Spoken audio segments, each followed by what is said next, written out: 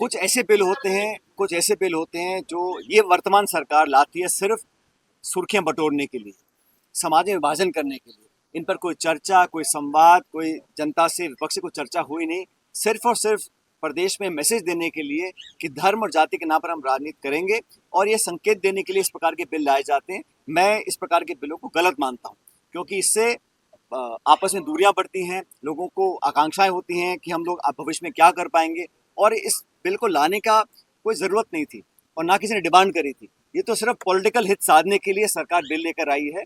बाकी सरकार की 2.25 साल की परफॉर्मेंस है, हम सब ने देख ली है। सिर्फ और सिर्फ घोषणा हो रही है और पूरे प्रदेश में ये मालूम नहीं है कि सरकार किस दिशा में जा रही है। मंत्री कुछ बोलते हैं, अफसर कुछ करते हैं, घोषणा कुछ होती है, धरातल पर काम होता नहीं है। तो सरकार निश्चित रूप से बैकफुट पे इसलिए भी है क्योंकि वो चुनाव कराने से डरती है। कोई स्थानीय चुनाव कराने के लिए सरकार की मंशा नहीं है। बार बार बहानेबाजी होती है, कभी कोर्ट कचहरे का एक्सक्यूज आता है या कोई और प्रावधान लेकर आते हैं, लेकिन पंचायत, नगर पालिका, ये चुनाव संविधान में लिखा होने चाहिए। किसी न किसी वजह से जानबूझ के इनको टाला जाता है, और जनता समझ रही है कि भाजपा की सरकार एक्सपोज हो गई है, क्योंकि अब जनता के बीच जाएंगे तो बुरी तरह हारना बीजेपी को पड़ेगा। इस हार के डर से ये सरकार बैकफुट पर है।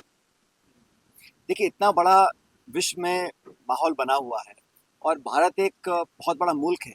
हमारी क्या भूमिका रहेगी, हमारा पक्ष क्या है, हमें क्या करना है। और मत भूलिए, लाखों भारतीय वहाँ पर रहते हैं और वहाँ से बाहर निकलने की कोशिश कर रहे हैं। उनको वापस सुरक्षित लाने के लिए हमने क्या प्रबंधन किए हैं।